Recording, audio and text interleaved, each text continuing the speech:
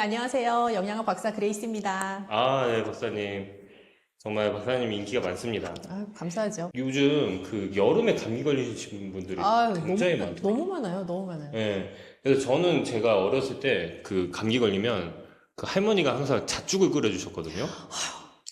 할머니 역시. 그 잣죽을 먹고 나면은 왠지 모르게 기력이 솟는 그런 느낌이 좀 나고 네네네. 그래요. 잣도 어떻게 보면은 그런 기력 회복하거나 이제 감기 걸린 분들한테 좀 좋은 음식인가요? 피디님이 또 유독 잣이랑 잘 맞나 보네요. 그쵸? 아, 그 잣이 되게 작은 견과류잖아요. 알맹이가 굉장히 조그마하잖아요. 네. 그런데 사실은 이렇게 말하면 약간 과장일 수도 있지만 약재라고 보셔도 저는 좋을 것 같아요. 잣이요? 뭔가 고소한 맛이 나는 약이라고 어. 생각해도 좋을 만큼 뭐 기력을 북돋워 주는데도 매우 좋고요. 잣 자체가 작은 그 알맹이 안에 진짜 농축적인 영양소를 가득 담고 있는 재료예요. 수정과나 막 이런 곳에도 막 잣이 막 들어가고 하잖아요. 새알? 네, 새알. 새알 이렇게 들어가 있는 거. 네, 그게 건강식이라고도 볼 수 있겠네요. 건강 간식? 약간 그렇게. 네, 그렇게 생각하실 수도 있고 잣 자체는 단백질이 진짜 꽉 차 있는 견과류예요. 그리고 불포화 지방산이 많아요. 불포화지방산. 우리가 살면서 고기를 많이 먹는 이제 현대인의 식습관에서는 포화지방산을 먹을 일이 참 많은데 잣이나 다른 견과류들은 이제 불포화지방산이 많으니까 아무래도 몸에 좋은 지방산을 더 많이 함유하고 있는 재료에 해당하죠. 그렇구나. 그래서 제가 먹고 나면 기력이 막 솟고 막 그랬나 보네요. 그래서 이렇게 키가 크게 성장하셨네요. 저 집안 내력입니다. 너무 좋. 그럼 잣이 이제 네. 몸에 좋은 불포화지방산, 네. 비타민, 그리고 이런 것들이 심장과 뇌 건강에도 좀 도움이 될 것 같거든요. 불포화지방산의 효과 중에 하나가 우리가 불포화지방산 하면 많은 분들이 연관 검색어로 머릿속에 오메가3 이런 거 딱 떠오르실 텐데 불포화지방산은 사실 어떤 혈관 건강, 혈액을 건강하게 해주는 그런 효과를 가지고 있는 영양소이기도 해요. 그래서 뇌 건강이라고 하면 우리가 인지 기능이 뭐 개선된다거나 혹은 치매를 예방할 수 있다거나 뇌 혈관 건강을 개선해 줄 수 있다거나 하는 유로도 생각을 해볼 수가 있는데 불포화 지방산의 효과 중에 그런 효과들이 사실 크게 자리를 하고 있죠. 그래서 잣은 불포화 지방산이 함량이 높은 식재료다 보니까 뇌 건강 충분히 도움이 되는 재료라고 볼 수 있어요. 그러면은 이런 잣을 보통 죽으로 많이 만들어 먹잖아요. 네네네. 그 시니어분들한테 좋은 장점이라는 게 더 있을까요? 일단 모든 견과류는 건강상 주는 이점이 분명한 재료인 건 맞는데 자칫 잘못하면 좀 배탈이 나기 쉬워요. 그러니까 제가 배탈이 난다는 거 뭐 배가 아파요 뭐 이렇다기보다는 기름기가 많은 재료이다 보니까 뭐 설사가 나기가 쉽다든지 아니면 먹고 나서 괜히 소화가 안 되는 느낌이 든다든지 할 수가 있는데 죽을 끓여서 먹게 되면 소화 흡수가 훨씬 용이해지기 때문에 일단 뭐 속에서 부대낀다거나 내가 뭐 견과류 먹고 바로 화장실 가고 싶다거나 이런 현상은 훨씬 덜 하죠. 그래서 잣죽 자체는 잣에 들어가 있는 영양소를 굉장히 부드러운 방법으로 섭취할 수 있는 좋은 음식이에요. 그러면은 이런 잣죽을 만들 때 박사님만 좀 알고 있는 좀 맛있게 먹을 수 있는 그런. 할머님이 더 많이 알고 계실 것 같은데. 저 그냥 단순 갈아서 그냥 하기만 하고. 맞아요. 그래서 잣을 일단, 음. 뭐 구입을 하시면 당연히 신선한 잣을 선택을 하시는 게 제일 중요한 1번이라고 생각을 하고요. 그거를 잘 씻어서 잣에 왜 어떤 견과류 먹으면 이게 맛이 떫어? 하는 생각이 드실 수가 있는데 이제 잘 씻어내고 나면 그 떫은 맛도 좀 같이 용해되기도 하거든요. 그래서 좀 깨끗하게 씻으시고 그거를 이제 잘 볶으셔가지고 사용을 하시면 좋은데요. 볶아서요? 네, 볶으면 사실 고소한 맛이 확 하고 올라올 수는 있지만 한편으로는 지방산이 많은 식재료, 조그만 식재료이기 때문에 잘못 볶으면 금방 홀랑 타요. 그래서 너무 많이 볶지 마시고 그냥 살짝만 볶아서 쌀과 함께 갈아서 끓이시면 제일 좋고 내가 뭐 두유를 좋아한다. 그러면 물 대신 두유에다 끓이셔도 되고요. 그런 방법도 있죠. 두유에서 해서 먹으면 좀 더 맛이 다른가요? 훨씬 고소하기도 하고 일반 물을 넣어서 갈아서 끓이는 것보다는 조금 더 묵직한 맛이 나고 두유 자체가 가지고 있는 단맛도 좀 올라오기도 하고요. 일단 영양가 자체도 일반 물을 가는 것보다는 영양 밀도가 확 올라가기는 하죠. 그 잣이 그래도 네. 열량이 좀 높다고 들었어요. 열량이 완전 높죠. 네. 그게 사실 문제죠. 그래서 하루 적정 섭취량이 또 있을 것 같아요. 이런. 이제 견과류 자체가 몸에 좋은 반면 열량이 되게 높은 재료들이에요. 그래서 이거는 잣만의 이슈는 아니고 모든 견과류가 다 마찬가지인데 다만 잣은 조그맣고 우리 왜 이렇게 쌀 튀밥 집어 먹듯이 낼름낼름하고 계속 먹기가 아주 손이 가는 재료일 수 있기 때문에 나도 모르게 많은 양을 먹어버릴 수 있는 거죠. 그래서 우리가 쌀밥 만약에 먹는다고 하면 보통 한 공기에 300kcal라고 생각하거든요. 근데 잣은 100g에 한 700칼로리쯤 돼요. 그러니까 굉장히 열량이 높은 재료이고 그렇다 보니 나도 모르게 많이 먹을 수 있고 많이 먹으면 열량을 과다 섭취하게 될 수도 있지만 아까 말씀드린 것처럼 과량의 견과류를 먹게 되면 뭐 화장실에 가게 된다거나 소화가 잘 안 된다고 느껴진다거나 하는 류의 불편함을 느끼시게 될 수도 있어요. 그래서 그런 부분들 좀 주의하시면 좋겠고요. 하루 적정하게 드시는 양이라고 하면 뭐 예를 들어 잣죽으로 끓인다고 하면 하루 한 그릇 정도 적당하겠다 하는 생각이 들고 나 그냥 집어 먹어야지 라고 생각하면 뭐 티스푼으로 뭐 한 서너 티스푼 정도 안쪽 그 정도 양이 하루에 드시기에 적정한 양으로 보여져요. 서너 티스푼이면은 개수로는 몇 알 정도 될까요? 그게? 개수로 딱 따지면 뭐한 30개 서른 더 개. 되지 않을까요? 네. 30개 정도. 네. 이 티스푼을 또 이제 헷갈리셔서 아주 큰 스푼으로 하실 아빠 수도 밥 있으니까. 숟가락 아니고요. 네. 그럴 수 있으니까 티스푼 네. 한 30알 정도로 네. 하는 걸로 알겠습니다. 이런 잣을 먹을 때도 신장에 좀 관심 있는 분들한테 좀 주의할 네. 사항이 있다면 또 어떤 게 있을까요? 일단 많이 드시면 안 돼요. 이게 신장 질환자 분들에게 굉장히 중요하게 다루어지는 1번으로 나오는 것 중에 하나가 모든 것을 정량 섭취한다인데 정량이라 함이 건강한 성인 남성 기준의 정량 이런 개념이라기보단 약간 그거보다 조금 적게 섭취한다라는 개념이 신장 질환자에게 정량이라고 생각을 하셔야 될 것 같아요. 그래서 잣도 굉장히 좋은 식재료인 것은 사실이지만 단백질 함량이 일단 높고 단백질 함량이 너무 높은 음식에 자주 노출이 되면 신장에 무리가 가기 때문에 신장 질환자분들은 우선 고단백 식품 자체를 조금 적게 섭취하셔야 되는 필요성이 있어요. 그래서 잣도 뭔가 내가 잣 맛을 너무 보고 싶은데 몇 알 집어먹기 너무 감질맛 나잖아요. 그래서 뭐 두유랑 같이 뭐 갈아서 조금 소량 드신다든지 혹은 잣죽으로 끓여서 소량 드신다든지 하는 잣의 풍미는 내가 마음껏 즐기면서도 또 너무 과량 섭취해서 오는 문제는 방지할 수 있는 그런 방법들을 택하시면 더 현명하게 드실 수 있어요. 고단백 식품이라고 말씀드리긴 했었는데 확실히 신장이 좀 아프신 분들은 근육 감소도 같이 오기는 하잖아요. 그래서 이럴 때 또 어떻게 해결해야 될지 또 그래서 궁금하기도. 그게 참 어려운 문제예요. 단백질은 분명히 어느 양만큼 먹어주어야 하는 것인데, 단백질을 또 너무 많이 먹으면 안 된다고 하니 그 적정 양, 어느 양이라는 게 대체 어디냐라는 고민들이 많이 되실 것 같은데요. 제가 다른 편들에서도 계속 설명을 드린 것처럼 나에게 필요한 단백질 양이라는 것을 정해놓고 그걸 하루에 3번이나 4번에 나누어 먹는 것이 굉장히 중요해요. 그래서 하루 한 끼에 하루에 필요한 모든 단백질 양을 다 먹는다라는 개념보다 양을 설정해 놓고 그거를 3 또는 4등분을 하셔서 하루에 쭉 나눠서 드시는 것이 제일 중요한 지침이라고 생각하시면 좋을 것 같아요. 오늘 잣죽을 좀 알려주신다고. 아, 그렇죠. 네. 네. 잣죽은 어떻게 보면은 뭐 잣을 넣고 밥 넣으면 끝이라고 저는 개인적으로 생각이 드는데, 네네네. 셰프님만의 좀 잣죽을 만드는 그런 특별한 노하우가 있을까요? 잣죽을 맛있게 끓이려고 저도 노력을 하다 보니, 네. 원재료를 많이 넣거든요. 그러면 잣을 많이 넣게 되겠죠? 네. 잣이 근데 좀 비싼 원재료잖아요. 네. 가평, 잣 하면은 이게 쿠팡 치시면 13만원, 14만원, 약간 파지잣 같은 경우에도 11만원 키로에. 너무 비싸잖아요. 네.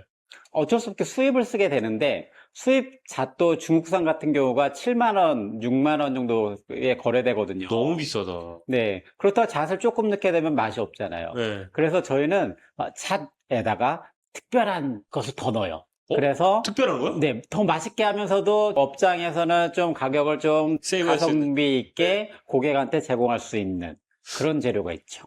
그게 어떤 건지 알려주실 수 있을까요? 그게 영업 비밀이에요. 영업 비밀이요? 네. 그러면은 제 구독자들한테만 네. 살짝 이렇게 좀 그러면 귓속말로 좀 말씀해 주실 수 있을까요? 조용히 얘기 드릴게요. 요게 잣이잖아요. 네. 요 이런 그게 뭐예요? 이게 바로 그 캐슈넛이에요, 캐슈넛. 네, 캐슈넛 많이 드셔보셨죠? 견과류 많이 네. 있거든요. 네. 근데 이 캐슈넛을 저도 먹어보면, 뭐, 견과류도 여러 가지가 있거든요. 호두도 있고, 아몬드도 있고, 다양한 견과류들이 있잖아요. 그런데, 잣이랑 맛이 잘 안 어울려요. 그런데 이 캐슈넛 같은 경우가 불려서 뭔가를 갈아서 먹어도 고소함이 살아있기도 하고, 다른 이질감이 없고, 잣이랑 가장 어울리는 식재료 중에 하나입니다. 아, 그렇구나. 그러면 이거 비율은 어느 정도로 보통 하세요? 잣이랑 캐시... 잣이랑 캐슈넛 같아요. 1대1 비율로 해요. 아, 네네. 그람수로 1대1로 가나요? 네네네네. 아, 그래서 잣죽 하나 하면 한 20g, 20g 정도? 여기 거는 혹시 또 어느 회사 제품을 쓰는지 또 알려주실 수 있을까요? 또 이게 또 영업 비밀인데, 그러면. 그러면 이렇게 하는 거 어떨까요? 네. 구독과 좋아요 누른 사람들한테만 알려주겠다. 그렇죠. 구독과 좋아요 눌러주신 분들한테 알려드립니다. 그러면 짜자잔. 짠. 뭔가 이게. 다맘이라는 브랜드의 네. 캐슈넛 제품이에요. 와. 제가 여러 가지 캐슈넛 써보기로 했지만, 제일 프레시한 상태에서 뭐 쩐내 같은 거 안 나고 가격도 저렴하고, 그리고 배송도 잘 되는 곳입니다. 그래서 여기에 다맘이라는 곳에서 이렇게 잣도 나옵니다. 여기가 그래서- 다른 데에 비해서 좀 저렴한 편인가요? 전 항상 볼 때 가격만 보는 게 아니라 품질도 보는데 제가 원하는 품질의 가격이 저렴해요. 그래서 잣이나 이런 견과류들이 오래되면 약간 얘도 산패되고 있지만 얘네들은 완전 신선하고요. 그리고 저희는 이제 이 견과류를 냉동고에 보관하거든요. 그러다 보니까 이제 변화도 없고. 그래서 저는 잘 쓰고 있습니다. 네. 네. 잣죽은 정말 간단합니다. 이 물을 한 3분의 2컵. 3분의 2컵. 되게 조금 넣네요? 아니, 한 컵 정도 해야 될 것 같아요. 한 컵도 되게 적은 것 같은데요. 네. 왜냐면 잣과 캐슈넛 갈 때 물이 들어가요. 얼마나 들어가나요? 한 컵 정도 들어갈걸요? 그러면은 이거 맞는데 한 2컵 정도 들어간다고 네, 볼 수 맞아요, 있겠네요. 맞아요. 얘는 처음부터 저는 그냥 쉽게 그냥 여기다 그냥 다 이렇게 넣어주세요. 그리고 고소한 냄새가 여기까지 나는데요? 네. 아까우니까. 디테일이 있네요. 이거 아까우니까 물로 이렇게 해가지고. 네, 이게 다 비싼 잣과 캐슈넛이잖아요. 그쵸. 네, 그래서 얘가 넣고, 그리고 여기에다가 그냥 듬뿍 한 공기 반 정도 분량에 이렇게 해주고 이제 끓여주시면 됩니다. 간을 살짝 얘기를 안 했던데 이 정도 분량에는 소금이 한 2g 정도 되긴 하는데 한 2꼬집 정도 생각하시면 돼요. 2꼬집 정도. 네네. 요는 아까 제가 다 여기 캐슈넛 간 거에 소금 다 넣었기 때문에 바로 끓이도록 하겠습니다. 근데 이런 갈아 놓은 거 있잖아요. 네. 갈아 놓은 애들을 미리 해놓고 싶어 하는 경우도 있을 것 같은데. 네. 그러면은 이럴 때는 냉동실에 보관하는 게 맞아요. 모든 제품들은 다 보통 전 처리를 해서 냉동고에 보관하시면 돼요. 왜냐면 이게 냉동을 해서 이 제품들이 약간 품질이 달라지는 게 뭐냐면 야채 같은 경우 냉동을 하잖아요. 그러면 그 결들이 있는데 얘가 해동이 되면 이게 깨지면서 뭉그러지거든요. 근데 죽은 이게 뭉그러져야 된단 말이죠. 그러니까 냉동을 한다고 해서 죽의 품질에 전혀 이상이 없어요. 그게 또 죽의 장점이 될 수 있겠네요. 네, 그러니까 저희는 이제 미리 시간이 날 때 저희가 작업하기 편하게 냉동을 해놓거나 저희가 업종이다 보니까 계속 뭔가를 재료를 준비를 해놔야 되거든요. 그러니까 집에서도 마찬가지일 것 같아요. 집에서도 잣이나 뭔가 다른 원재료들을 소분해 놨다가 나중에 죽을 매일 먹을 수는 없잖아요. 그러니까 먹고 싶을 때 얘를 꺼내가지고 푹 끓여 드시면 되게 간단하죠. 네, 감사합니다. 네. 이래놓고 이제 중불에 5분 정도 네, 해놓으면 그렇습니다. 네. 몸에서 자연스럽게 노화가 되면서 일어나는 모든 산화 과정들의 영양소를 먹음으로 해서 그 산화를 막아줄 수 있는. 네, 안녕하세요. 반갑습니다. 요즘 그 토마토가 진짜 인기가 많아요. 지금 생각해보니까 제가 좋아하는 모든 음식에는 다 토마토가 들어있는 것 같아요. 햄버거에도 들어있고, 피자에도 들어있고, 파스타에도 들어있고, 파스타에도 들어있고, 리조또에도 들어있고, 생으로 먹는 것도 너무 좋고요. 토마토가 이렇게 인기가 많은데, 이게 건강식품이기도 하잖아요. 토마토는 중량 대비 칼로리가 낮아요. 그래서 배는 금방 부르고 열량은 많이 섭취하지 않을 수 있는 재료이기 때문에 일단 다이어트 하신다? 그러면은 토마토 강력 추천입니다. 물론 위가 아주 불편한 분들에게는 아니고요. 근데 뭐 토마토를 다이어트 할 때 곁들여 드신다? 아주 좋고요. 식이섬유도 많기 때문에 다이어트 할 때 음식 양이 줄어들기가 쉬운데 뭐 화장실 가는데도 좀 도움이 되고요. 그래서 토마토는 그 강렬한 빨간 색깔만큼이나 강력한 베네핏을 가지고 있는 재료. 혹시 어떤 이점을 가지고 있는지 좀 하나씩 말씀해 주실 수 있을까요? 뭐 라이코펜, 리코펜이라고 부르는 토마토가 가지고 있는 그 성분, 특유의 성분이 있는데요. 그 성분 자체가 굉장한 항산화 효과를 가지고 있어요. 항산화, 산화를 막아주는 것. 그래서 내 몸에서 자연스럽게 노화가 되면서 일어나는 모든 산화 과정들의 항산화 성분, 항산화 영양소를 먹음으로 해서 그 산화를 막아줄 수 있는 그 대표적인 식품 토마토 거기에 들어가 있는 라이코펜, 그게 항산화 성분이라고 생각을 하시면 되겠고요. 그래서 라이코펜의 효과 때문에 토마토가 더 전 세계적으로 부각된 것도 있어요. 눈 건강에 아주 관심들이 많으시잖아요. 눈에도 효과가 있나요? 루테인, 제아잔틴 이런 영양소들도 토마토에 많이 들어가 있어서 사실은 토마토를 꾸준히 드시는 거는 내가 속에만 부담이 없다면, 왜냐하면 위산을 많이 자극할 수 있는 식재료이기 때문에 위가 좀 불편해요 하시는 분들만 아니면 꾸준히 드시는 거는 굉장히 추천할 만한 재료예요. 위에 부담이 갈 수 있다 말씀을 많이 해주셨잖아요. 그 부담이 갈 수 있는 그 성분이 들어있는 건가요? 성분이 있다기보단 우리가 토마토 먹으면 약간 새콤달콤하니 그렇잖아요. 내가 빈속에 레몬을 짜서 먹었다. 그럼 생각만 해도 뭐 약간 새콤새콤하잖아요. 그러면서 뭔가 입에 침이 쫙 고이고 이게 들어가면 위산이 쫙 분비될 것 같은 느낌이 들잖아요. 그래서 토마토도 어찌 보면 내 위산 분비를 자극을 할 수 있는 재료이기 때문에 위가 아주 예민하시거나 혹은 토마토가 많이 든 거를 먹고 나서 왜 이렇게 속이 불편하지? 생각을 하셨던 분들이라면 꾸준한 섭취를 조금 조심하시면서 관찰하셔야 될 필요가 있지만 그렇지 않은 분들은 토마토를 꾸준히 섭취하시면 너무 좋죠. 그럼 이 얘기만 들어봤을 때는 공복에 먹기에는 조금 부담이 될 수도 있겠네요. 특히 위가 예민하신 분들은 내가 위장 질환이 약간 있어 하시는 분들은 공복 토마토 조금 힘들 수 있죠. 공복에 막 토마토 7알 먹고 조심을 하셔야겠네요. 근데 본인이 그게 받아들여지면 괜찮아요. 여러 번 말씀드렸지만 옆집 아저씨 효과가 나에게 있다 없다? 항상 있는 건 아니다 말씀드렸잖아요. 그래서 남들에게 괜찮다고 나에게 다 괜찮은 건 아니니까 스스로 잘 관찰하는 습관은 중요하죠. 누누이 저한테 말씀해 주셨지만 이것도 처음 보는 분들이 있을 것 같아요. 항산화가 몸을 보호하는 이유? 그리고 노인분들한테 어떤 도움이 될 수 있는지를 조금 더 깊게 얘기해 주시면 좀 좋을 것 같아요. 뭐 산화가 된다라는 이제 단어를 들으면 아시겠지만 이게 무언가가 원래 모양, 원래 기능으로 있던 게 계속 시간이 지나 산소와 접촉하면서 이게 약간 철로 치면 녹쓰는 거예요. 그래서 산화가 된다라는 그 과정을 막아주는 게 이제 항산화하는 것인데 항산화가 만약에 굉장히 활발하게 일어나 내가 산화되는 속도보다 항산화 속도가 빨라 회춘하겠죠. 근데 이제 산화되는 속도는 보통 우리가 노화가 진행되면서 쭉 평생 빨라지면서 진행이 되는 거고 항산화 되는 속도는 내가 무언가 항산화 영양소를 먹거나 동작을 하거나 이런 게 아닌 이상에는 산화는 자연스럽게 진행되는 노화 과정인 거고요. 항산화는 자연스럽게 진행되는 과정은 아니거든요. 그래서 항산화 시켜줄 수 있는 영양소가 뭐냐, 그 물질이 뭐냐 하는 것에 전 세계인의 관심이 모여져 있는 게 바로 젊음을 되찾아준다라는 느낌 때문인 것 같아요. 저속노화, 역노화 약간 이런. 그런 개념인 거예요. 뭔가 산화되어 나가는 나의 이 자연스러운 노화 과정을 좀 이렇게 끌어당기면서 덜 산화되게끔 해주는 역할을 하게 되죠. 그래서 토마토에 들어가 있는 라이코펜도 그런 역할을 하는 강력한 항산화 성분이기도 하고요.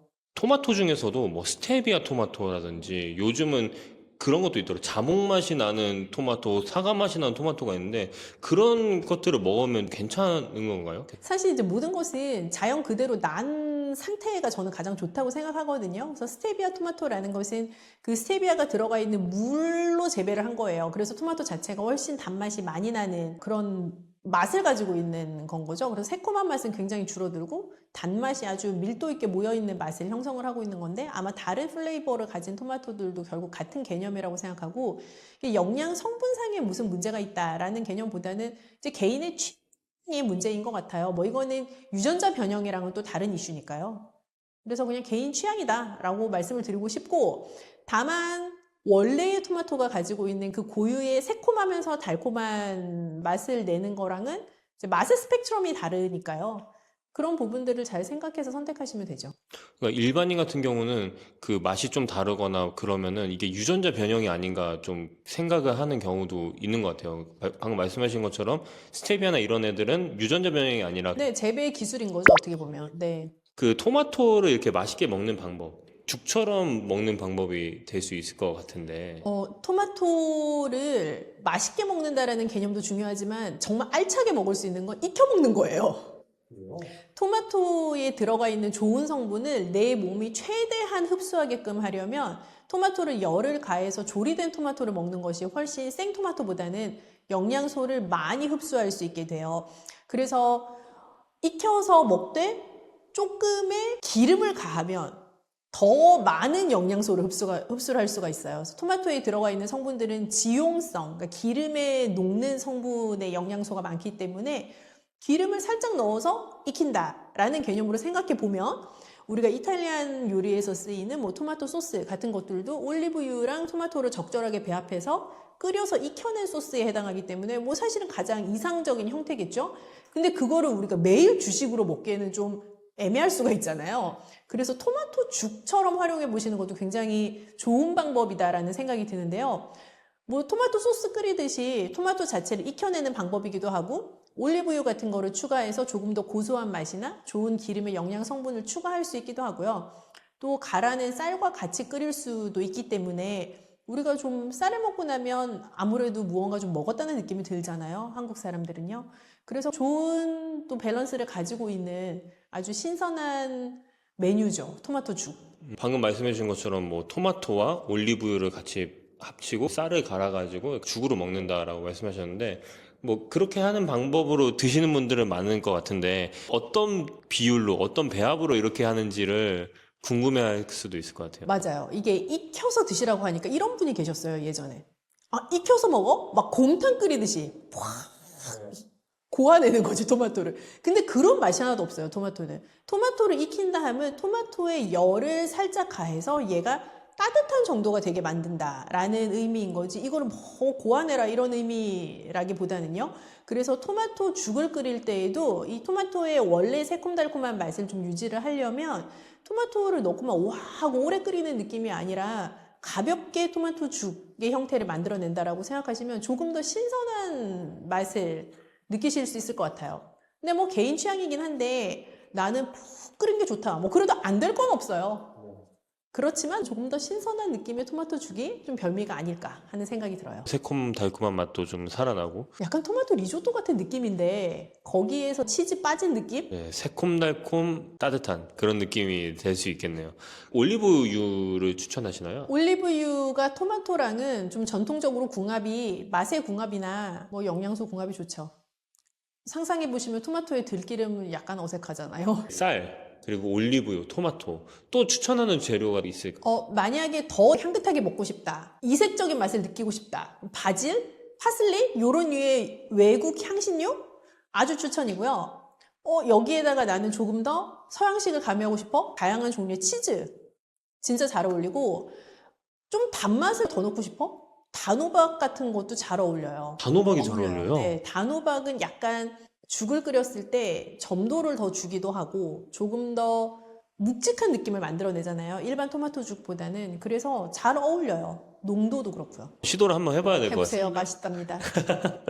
그러면 토마토죽 이런 것도 하루 권장량이 있을 것 같아요. 일단 토마토가 몸에 좋다고 하니 뭐 박스로 먹어야지 이런 생각은 버려야 된다고 말씀드렸죠. 토마토 하루에 한두 개? 네, 한두 개 정도 분량 전 적정량이라고 생각하고요. 뭐 한두 개를 그냥 생으로 드셔도 좋지만 익혀 먹으면 더 좋다라고 말씀을 드렸으니까 뭐 죽 한 그릇 정도 끓일 수 있는 한두 그릇 끓일 수 있는 양 정도라고 생각해요. 토마토 한두 개 정도 추천드립니다. 토마토가 크기가 좀 다양하잖아요. 머릿속에 떠오르는 그 크기인 거죠. 일반적으로 우리가 시장 가면 볼 수 있는 토마토 뭐 요만한 방울 말고요. 그 정도의 한두 개 정도가 신장에 관심 있는 분들을 위해서 토마토를 어떻게 섭취하면 좋을지도 좀 팁을 주시면 좋을 것 같아요. 이 토마토도 칼륨이 높거든요.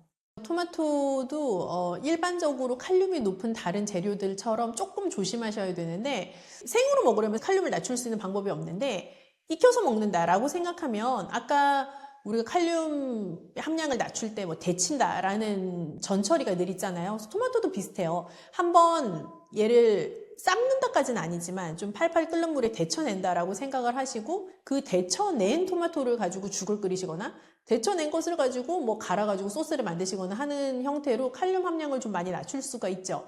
근데 식이섬유 함량이 워낙 높은 재료이기 때문에 뭐 배변 활동이 좀 힘드시거나 변비를 해결해야 되거나 하는 문제를 가지고 계시다면 여전히 좋은 재료인 건 맞아요. 물에 들어갔다 나오는 게 다 좋다는 네. 말씀인 거. 칼륨 자체가 수용성 영양소이기 때문에 물에 장시간 담그어 놓거나 혹은 뜨거운 물에 데치거나 삶아냈을 때 그 원재료가 가지고 있는 칼륨 함량이 현저하게 낮아지게 돼요. 토마토 죽을 한다고 네, 들었습니다. 그렇습니다. 토마토 죽 진짜 너무 생소하거든요. 네. 이게 어떤 맛이 날까 정말 궁금한데요. 제가 토마토죽을 개발하면서 생각한 그 제품은 토마토 리조트. 아, 리조또. 네. 그러면 약간 이탈리아의 그런 맛이 날 수 있는 건가요? 그죠. 프레시한 토마토 들어가고, 시중에 파는 토마토 홀, 그리고 올리브유도 들어가고, 양파도 들어가고, 마늘도 들어가고, 마늘. 볶아죠.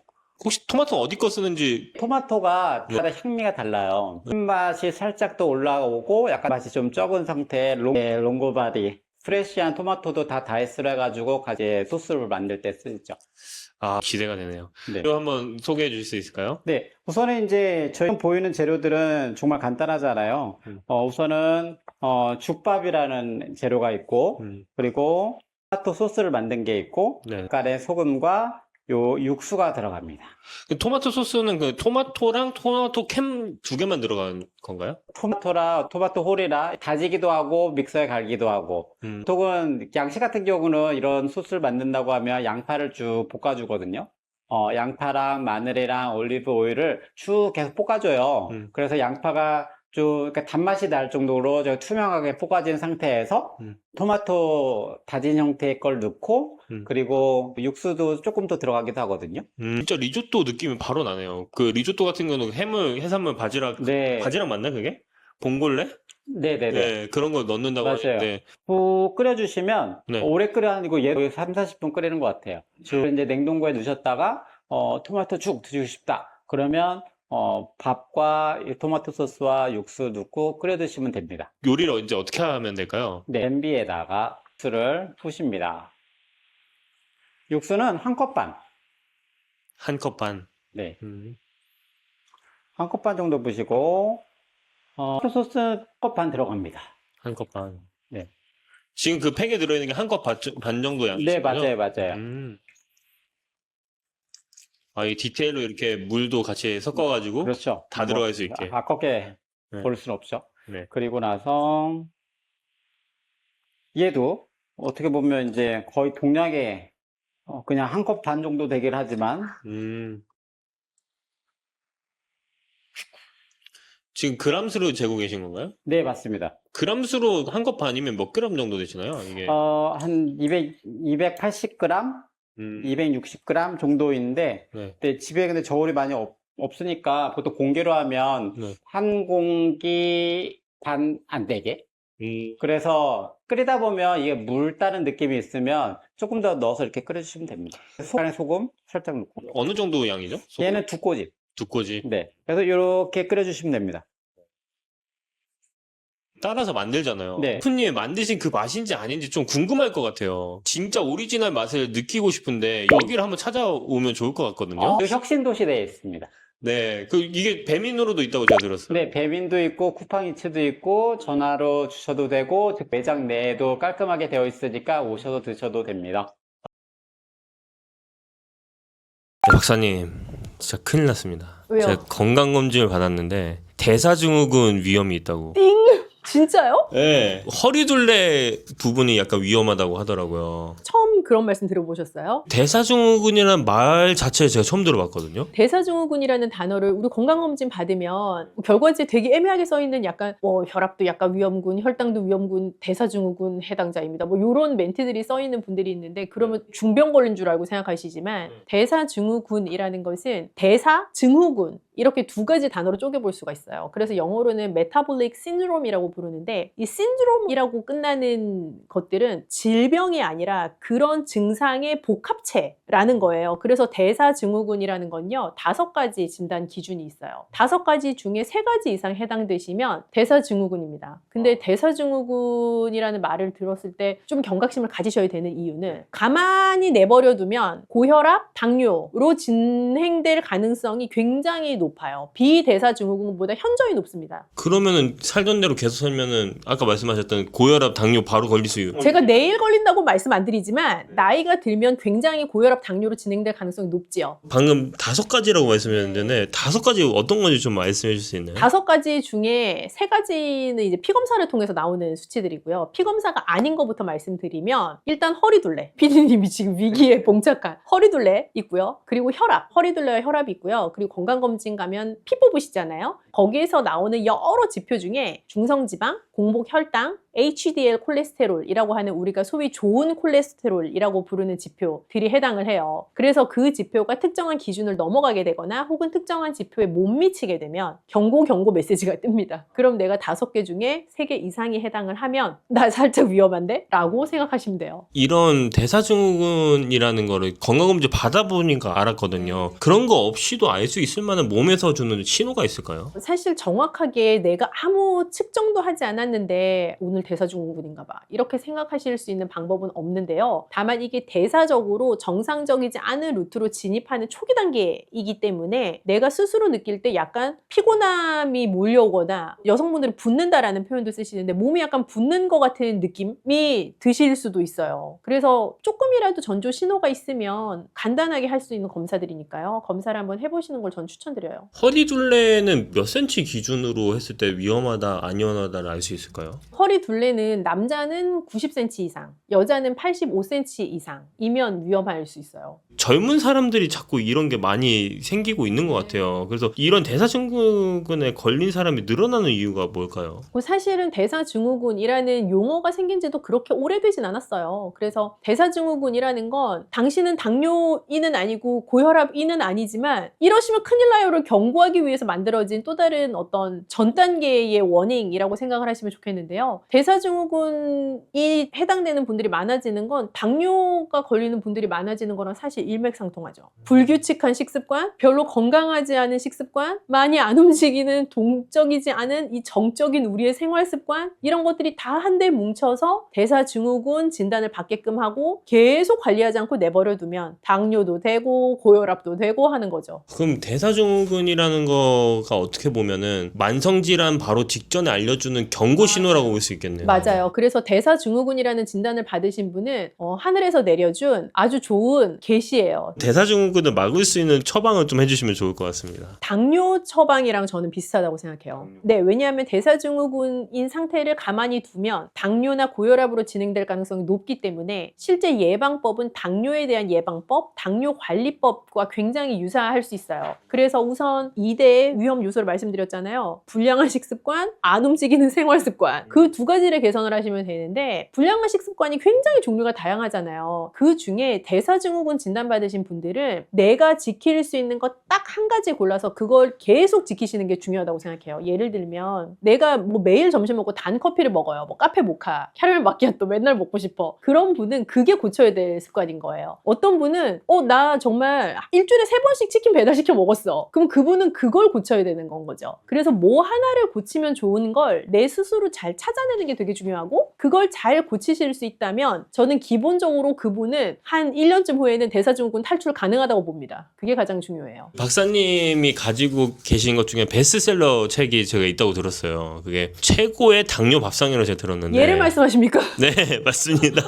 최고의 당뇨밥상을 대사증후군 얘기하는데 제가 꼭 소개시켜 드리고 싶었던 이유는 대사증후군 내버려두면 뭐 된다고 말씀드렸죠? 당뇨, 고혈압. 맞아요. 그래서 당뇨 관리식 자체가 대사증후군을 예방하고 하고 관리하는 식사랑 맞닿아 있고, 사실 맞닿아 있는 정도가 아니라 정확히 일치한다라고 봐도 맞는 말이기 때문에 최고의 당뇨 밥상에 나와 있는 레시피들, 그리고 앞에 잘 정리되어 있는 당뇨에 대한 이론들을 한번 보시면 좋을 것 같아요. 제일 앞에 보시면 당뇨와 대사증후군의 관계에 대해서 나와 있어요. 26페이지. 당뇨와 뗄래야 뗄 수 없는 대사증후군 이라는 게 있지 않습니까? 이거 지금 보고 계신 분들은 정지 버튼 눌러서 한번 보셔도 괜찮을 것 같네요. 되게 잘 정리가 되어 있고, 대사증후군 진단받았지만 당뇨는 남 얘기야 라고 생각하신다면 그렇지 않다는 것을 알려드립니다. 레시피 같은 것도 혹시 있나요? 레시피가 뒤에 아주 많죠. 그 중에 대표적으로 몇 가지만 좀 소개해 주시면 좋을 것 같아요. 그럴까요? 네. 여기에 보시면 몇 가지 맛있어 보이는 메뉴들이 있는데, 대사증후군은 만성질환 중에서도 가장 마일드하기 때문에 제가 제일 맛있는 거 몇 개 추천해 드립니다. 네. 우선 이 뭐야, 이게? 연어 스테이크. 연어는요, 오메가3가 굉장히 풍부한 생선이에요. 그래서 우리가 대사증후군 관리하거나 당뇨 관리할 때 좋은 지방산을 드시라라는 말씀을 드리면 대부분 들기름, 참기름, 뭐 아보카도, 올리브유 이런 위에 진짜 기름을 생각하시는데, 연어를 섭취함으로써 좋은 오메가3와 아주 양질의 단백질을 같이 먹을 수 있죠. 그리고 지금 요리에도 보시면 각종 아스파라거스, 그리고 양파, 방울토마토 같은 작은 채소들이 같이 이렇게 구워져가지고 되어 있거든요. 이렇게 같이 구워서 드실 수 있는 요리죠. 연어 스테이크 강력 추천이고요. 그 다음은 비슷한 느낌인데, 연어 말고 요거 제가 좋아하는 거, 닭다리살 스테이크. 이 소스에 들어간 거 제가 읽어드려 볼게요. 몸에 안 좋은 거 있겠는지 생각해 봐봐요. 간장, 올리고당, 식초, 전분, 청양고추, 물, 끝! 저는 사실 닭가슴살보다 닭다리살을 좋아하는 파인데, 껍질 붙어있는 닭다리살을 사용을 하셔도 좋지만, 이 닭고기가 되게 오묘한 식재료거든요. 닭 껍질이 붙어 있을 때와 닭 껍질이 없을 때 닭고기가 가지고 있는 지방 함량이 굉장히 차이가 많이 나요. 닭 껍질 너무 좋아, 맛있겠어 하시는 분들은 그대로 드셔도 좋지만, 나는 껍질 그냥 안 먹어도 돼 라고 하시면 벗기고 조리하시면 더 좋죠. 그래서 닭다리살 껍질 벗겨서 밑간해가지고 잘 구우시고, 여기도 보면 브로콜리, 방울토마토, 양배추 이런 거 같이 구워져 있거든요. 그래서 닭고기랑 같이 채소를 드실 수 있는 좋은 메뉴입니다. 이건 저희 그 비장의 메뉴인데 한 번도 들어보신 적이 없을 수가 있어. 짠! 토마토 국수. 토마토 국수요? 우리가 보통 이 냉소밥 먹을 때 쯔유 육수를 같이 먹잖아요. 근데 그 쯔유 육수가 되게 감칠맛이 많이 나고 약간 짭짤하게 기분이 좋은 맛이기는 하지만 나트륨 함량이 굉장히 높단 말이에요. 그리고 그렇게 먹을 때 사실 다른 채소를 풍성하게 먹기가 쉽지가 않아요. 그래서 소바 면은 그대로 사용하지만, 메밀국수 면은 사용하지만 그 쯔유 육수 대신에 토마토 간 것을 육수 대신 넣는 거예요. 이 토마토가 진짜 식이섬유소 함량도 높고, 우리 몇 번 다루기도 했지만 라이코펜 함량도 높아서 내 눈을 좋게 하는 데도 도움이 되고 나한테 아주 기분 좋은 활력을 주는 재료란 말이에요. 그래서 저의 최애 재료 중에 하나이기도 한데, 토마토를 갈아낸 것을 가지고 위에 이 메밀면을 삶아가지고 같이 먹으면 정말 별미예요. 토마토가 들어가면 새콤한 맛만 날 것 같거든요. 믹서기에 토마토를 가는 과정을 거치시는데, 그 사이에 이제 믹서기에 토마토를 갈 때 토마토만 넣는 게 아니라 우리가 식초라든지 약간의 소금, 그리고 약간 달게 할 수 있는 것들 같이 넣으셔도 돼요. 그리고 양파를 같이 넣어서 갈아도 좋아요. 살짝 양파의 그 매콤한 맛이 올라오면서 토마토랑 양파가 또 궁합이 아주 좋거든요. 마지막으로 이런 대사증후군, 저같이 위험군에 있는 분들을 위해서 또 한마디 해주시면 좋을 것 같습니다. 대사증후군은 질병은 아니에요. 제가 말씀드린 것처럼 신드롬으로 끝나는 것들은 증상의 복합체인 거지, 우리가 그 대사증후군을 정말 디지즈라고 부르지 않거든요. 그래서 질환은 아니기 때문에 어찌 보면 너무 다행인 거예요. 미리 알게 됐잖아요. 선제적인 예방 조치가 가능한 단계입니다. 그래서 내가 뭘 고치면 될지 한 가지씩 잘 생각해 보시고 그 한 가지를 정하시면 작심삼일이 돼도 좋으니, 선택한 한 가지를 꾸준히 지속적으로 지킬 생각하시면 장담하는데 다음번 건강검진에서 대사증후군 탈출하실 수 있어요. 네, 기대해 보겠습니다. 기호에 따라서는 전복 내장을 넣은 전복죽을 좋아하시는 분도 계시고, 전복 내장을 넣지 않고 그냥 하얗게 끓인 전복죽을 좋아하시는 분도 계신데, 이건 정말 기호의 차이이니까 드시는 분의 기호를 잘 맞춰서 끓이면 이제 드시는 분께서 더 맛있게 드실 수가 있겠죠. 안녕하세요, 영양학 박사 그레이스입니다. 그 전복 영양 음식으로 너무 잘 알려 있는데, 구체적으로 전복에 어떤 효능이 있는지 그런 거 좀 알고 싶어요. 진짜 전복만큼 사실 보양 재료로 여겨지는 게 더 있을까요? 되게 많은 보양 재료가 있지만 아마 앙케이트 하면은 탑3에 드는 것 중에 하나 아닐까 싶어요. 전복. 우리나라 사람들의 머릿속에 굉장한 보양 재료로 인지가 되어 있고, 전복 자체는 사실은 바다에서 나는 재료이긴 한데 거의 땅에서 나는 삼이랑 비슷하다라고 할 만큼 아주 추앙받는 보양 재료죠. 근데 그도 약간 그럴만한 게 단백질 함량이 높은 재료인데 지방 함량은 굉장히 낮고 맛 자체가 일단 고급스러운 고소함이 있잖아요. 그래서 사실은 남녀노소 거의 가리지 않고 그 맛을 싫어하는 사람은 거의 없는 것 같아요. 그렇다 보니 뭐 맛이 좋아야 뭘 먹고 효과도 있을 거잖아요. 많이 드실 수 있는 기호도를 가지고 있는 식재료, 몸에도 좋은 재료, 그렇다 보니 더 좋은 보양 재료라고 여겨지는 것 같아요. 그 전복을 그 맛으로도 드시는 분들이 있고 좀 환자분들도 굉장히 많이 드시잖아요. 병우 회복에는 사실은 굉장히 좋은데 그 이유가 단백질 함량이 높고 지방이 낮다라고 말씀드렸는데 소화는 또 잘 되고요. 그런데 단백질 함량이 높은 재료이면서도 무기질을 같이 굉장히 고함량으로 가지고 있는 재료인 거예요. 그런 재료는 사실 흔치가 않아요. 그래서 무기질 중에서 아연도 굉장히 높고 셀레늄도 높고요. 면역력을 높여줄 수 있는 영양소는 전복이 일단 다 갖고 있어요. 그래서 아프다 하면 우선 면역력이 저하됐겠구나 라는 생각을 하게 되고, 당연히 소화가 잘 되면서 면역력을 증강시켜 줄 수 있는 재료면 좋은데 전복이 다 가지고 있는 거죠. 그럼 이런 아연 셀레늄의 효능이라고 하는 거는 면역력이라고 볼 수 있는 건가요? 맞아요. 면역력이라는 것은 굉장히 복합적인 어떤 인간의 신체를 보호하고자 하는 기능 중에 하나인데, 우리가 면역이라는 단어로 간단하게 표현하지만 면역력이라는 것을 나타낼 수 있는 데에는 굉장히 다양한 면역 세포가 존재를 해요. 그래서 면역 세포들이 만들어지는 것, 작용하는 것, 그 면역 세포가 제대로 잘 싸워줘야 되는 그 모든 기능을 하는 것에 이르기까지 전복에 충분하게 들어가 있는 아연이나 셀레늄 같은 영양소가 곳곳에서 역할을 하게 되죠. 그래서 그런 영양소를 전복이 많이 가지고 있기 때문에 면역력 증강에는 아주 좋은 재료예요. 그 상처 회복이랑 감염 예방에도 좀 도움이 되나요? 그렇죠. 우리가 면역력이 떨어지게 되면 상처가 나도 잘 아물지를 않아요. 그래서 아이들 같은 경우에 예를 들어서 밥을 잘 안 먹고 뭐 편식하고 몸이 약한 아이다라고 하면 조금만 놀이터 가서 넘어져도 그 상처가 빨리 안 나아요. 근데 그거는 나이가 들어서도 좀 마찬가지일 수가 있는 게, 젊었을 때는 어디 가다가 툭 부딪혀서 피가 나도 금방 그 피가 지혈이 되고 그 상처가 봉합이 되는데, 자연적으로 나이가 들면 들수록 상처가 나고 나면 잘 안 아물고 계속 덧나고 그 위로 다시 염증이 발생하고 하는 케이스들이 있잖아요. 그런 게 기본적으로 내가 피부가 약해졌나 봐, 그런 개념보다 더 상위로는 면역력이 떨어져서 그런 거죠. 그리고 제가 듣기로는 이제 전복에 요오드가 좀 들어있다고 들었어요. 네, 전복 자체가 전복이 주로 먹고 사는 게 미역이거든요. 미역 자체가 요드가 높은 식재료이다 보니까 당연히 전복도 요드가 높은 식재료에 해당을 할 수밖에 없고요. 그래서 요드도 우리가 면역력에는 되게 중요한 영양소예요. 그래서 전복 자체가 더 좋은 재료가 되기도 하죠. 소화가 잘 되고 고단백이라고 말씀해 주셨잖아요. 특히 노인분들한테 어떤 점이 더 좋은지 한 번 더 깊게 얘기해 주시면 좋을 것 같아요. 우선 단백질을 꾸준히 적정량만큼 또 충분히 드시라고 말씀을 드리지만, 고단백 식품이 소화가 잘 안 되는 경우도 있을 수 있어요. 예를 들어서 뭐 삼계탕도 우리가 젊은 분들에게는 되게 소화 잘 되는 보양식 고단백 식품이라고 여겨지지만, 어르신들은 삼계탕 드시고 나면 너무 포만감이 있거나 혹은 좀 약간 기름지다라고 느껴져서 화장실을 가신다거나 하는 케이스들도 있거든요. 그런 게 다 소화 흡수가 충분히 되지 않는다라는 것의 반증이기도 한데, 전복은 단백질 함량이 높지만 소화가 용이한 재료이기 때문에 단백질을 먹는 이유인 내 몸에 단백질을 채우고자 하는 그 역할을 충분히 해줄 수 있는 재료에 해당하죠. 그래서 어르신들이 정말 아주 고품질의 단백질, 양질의 단백질을 드시고 싶다라고 할 때 전복은 굉장히 좋은 재료예요. 근감소증 예방하는 데도 좀 도움이 될 수 있고, 근육을 잘 관리하는 데에도 충분히 도움이 될 수 있는 재료이죠. 그리고 이제 하체 운동을 하면서 먹으면 또 하체 근육이 또 늘 수도 있고 연골에도 좋을 수도 있는. 그러면 이 전복죽도 어떤 레시피로 하느냐에 따라서 맛이 달라질 수 있잖아요. 그래서 전복죽을 좀 맛있게 끓이는 박사님만의 그런 노하우가 좀 있을지.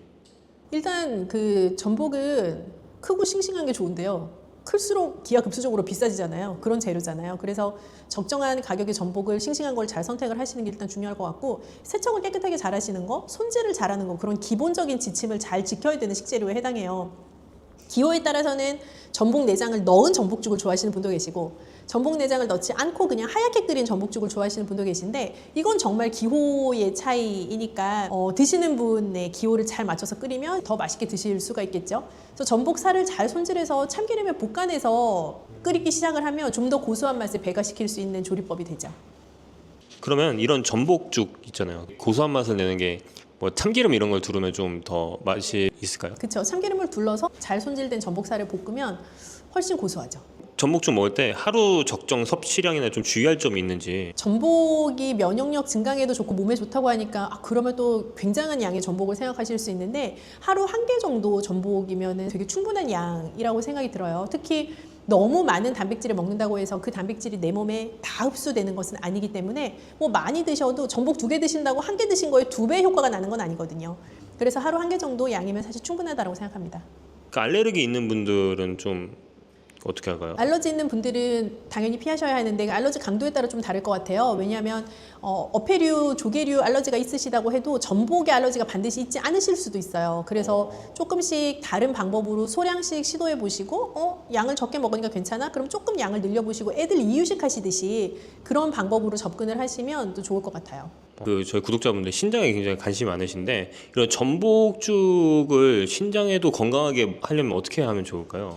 전복이 이제 고단백 식품이다 보니까 또 다시 돌아가자면 단백질을 너무 과량 먹지 않는다, 한 번에 너무 많이 먹지 않는다. 이 두 가지 원칙을 지켜야 되는 재료에 해당을 해요. 그래서 너무 많은 단백질을 드시지 않도록 주의를 하시면 좋겠고 요드도 높은 식재료이다 보니까 신장에도 사실 살짝 무리가 갈 수가 있어요. 그래서 너무 많은 전복을 한 번에 먹지 않겠다라고 생각하시면 뭐 기력 회복하시고 입맛을 돋우는 데는 굉장히 좋은 메뉴가 됩니다.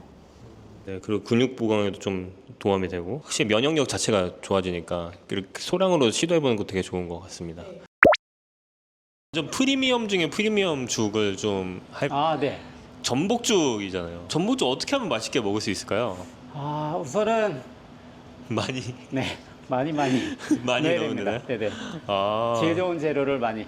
네. 질 좋은 재료 많이. 셰프님 같은 경우는 어떤 재료를 쓰시나요? 이런 하실 때? 전복죽이잖아요. 저는 네. 전복죽 생각하면서 음, 죽을 좀 리서치를 해봤거든요. 네. 뭐 서울에 땡뜰까 전복죽인데 전복이 별로 없어요.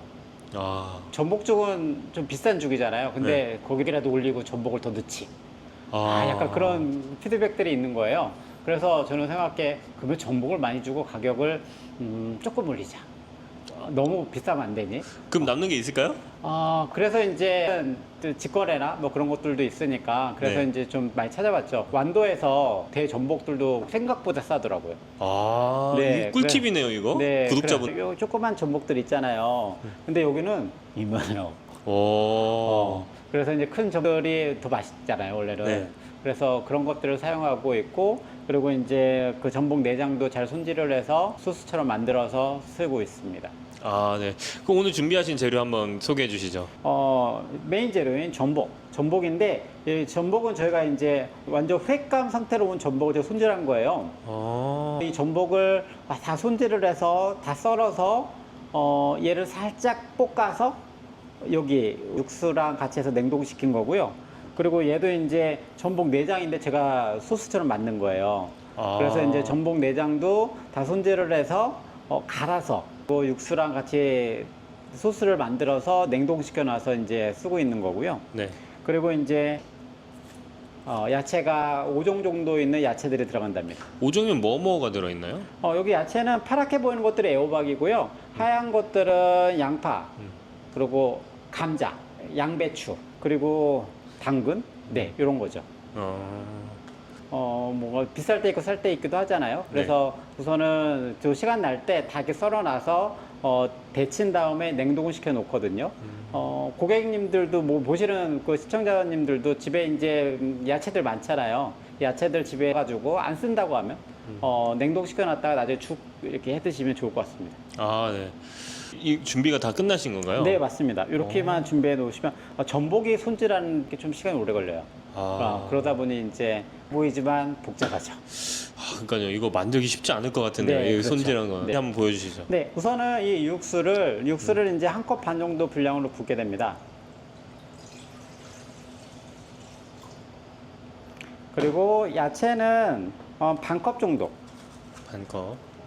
이 죽밥은 아까 육수처럼 한 컵 반 정도 분량으로 밥을 넣어주시면 되고요.